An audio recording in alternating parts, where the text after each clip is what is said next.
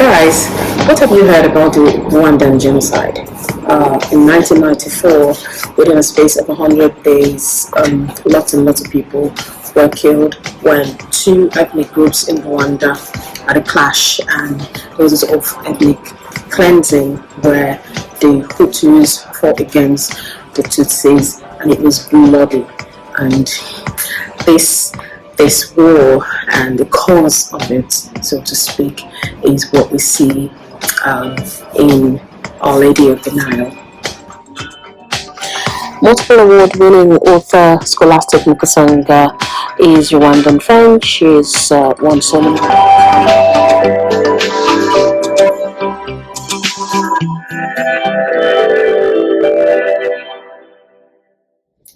So, Our Lady of the Nile is originally written in French, and the original title is Notre Dame de Nile. So it was translated from the French by British Melanie Mortner, who's a writer and poet.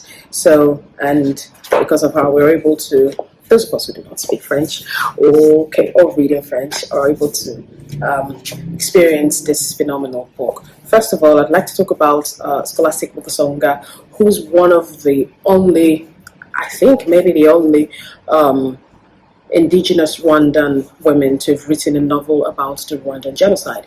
And her novel is also significant because she doesn't write, the novel is not set in during the genocide, but it is a novel set 15 years before the genocide, but which shows us all the ethnic tensions and all the peculiarities of the Rwandan situation that then led to the Rwandan genocide.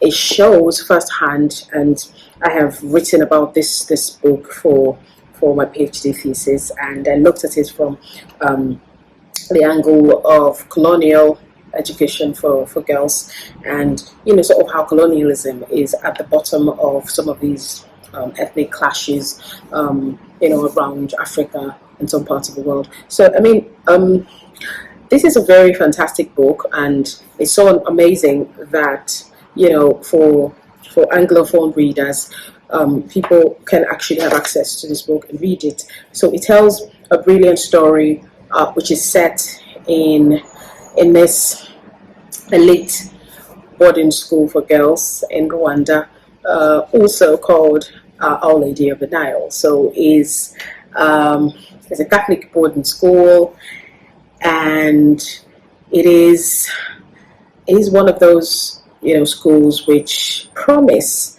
to make elite women out of young girls, and is well sought after. So parents who are rich and well-to-do, politicians, they have their daughters in the schools. To have attended this school, a young girl was likely to marry well, because she's a product of this school.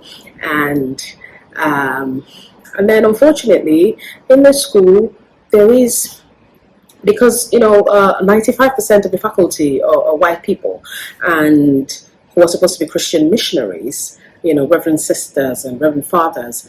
But unfortunately, they're complicit in whatever it is that the government, is up to in terms of the inequalities between the Hutus and the Tutsis, the two ethnic groups clashing in Rwanda. So, and there's also a quota system which makes sure that only, I think, 10% of Tutsi girls are allowed into school, which is a very wide margin, and makes it possible for the few Tutsi girls who do make it into the school to be subjected to to a lot of oppression, because the Hutu girls are the ones in charge, and like their parents, they share some of this crazy ethnic sentiments, and it is horrific, So, well, in this novel, what I think is very special is that this is an all-girls school, and some of these students are supposed to be protected from what's happening in the outside world within the school. But here we see sexual abuse, from staff members, especially one of the Reverend Fathers, who's not only the Christian religious studies teacher. I think he's also, someone who is high in administration. He's also in charge of the Catholic relief services. So he has these clothes and things to give out to people, and then he calls these young girls to come try them on and be naked before him. Father Hermenegilde. I'm not very good with French. Well, not confident. I do speak French, but I'm not confident to open my mouth and say things in French. So anyway, he's one of the people perpetuating this wrong and this divisive principles of Hutu above Tutsi, I think, and in the end, it's a problem. Now, while within the walls of the school, these few Tutsi girls like Veronica and Virginia are told that they're not good enough. They can't, ask for a lot. Outside the walls of the school, there's a coffee planter, a very curious gentleman who has spent his entire life just studying the Tutsi. And here's another thing about colonialism, which is weird. At first, during the colonial days, the colonial masters who came to Rwanda really liked Tutsi, because Tutsis are the beautiful ones. When you Google images of Rwandans, they're the tall ones, like the current president of Rwanda. He has his daughter whose photograph broke the internet once. She's so beautiful with these wide hips and really nice, small noses and whatnot. So they have European features basically, and they got fairer skin, I think, and they were, basically just the more beautiful one. So I think the other problem is, envy and whatever, because they had the favor of the colonizers at first, and then after a while there was a revolution where they were booted out of power, and just so many years of struggles between the Tutsis and the Hutus that culminated in that horrific 1994 genocide, which still remains one of the most horrific events of the past, the present century. Is it the past century or the present one? I'm sorry, guys. And this is nothing to laugh about. This is the sort of thing that will make my son say, "Mom, that's not funny," because it's really not funny. I'm only laughing at myself for not knowing if it's this century or that one. Well, it happened in 1994, so I may be right when I say it was one of the most horrific incidences of the last century. Anyway, so what Scholastique Mukasonga does with her novel is to present to us, some of these issues. And Mukasonga herself, I think, writes the story from some of her own personal experiences. She's got another book, which is nonfiction, called Cockroaches, which I think shows her own experiences, in Rwanda before exile in France, where she lives and writes now. She also attended a Catholic boarding school, also I think called something about Our Lady as well. How curious those Catholic schools, the names are. So she's a product of one of those schools as well.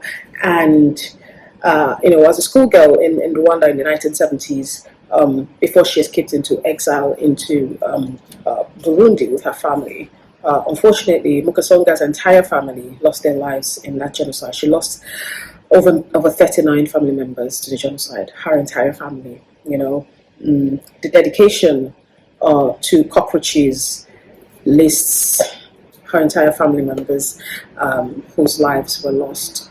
It's really painful. And then she talks about herself, the one who was unfortunate to have survived, because according to her, she's got this thing that she does every morning. First thing in the morning, everywhere's quiet. She comes out and she brings out this box with, keepsakes and things that remind her of her family, and she goes through them over and over again. She hasn't slept in a really long time, thinking, I can't imagine, what that must be like.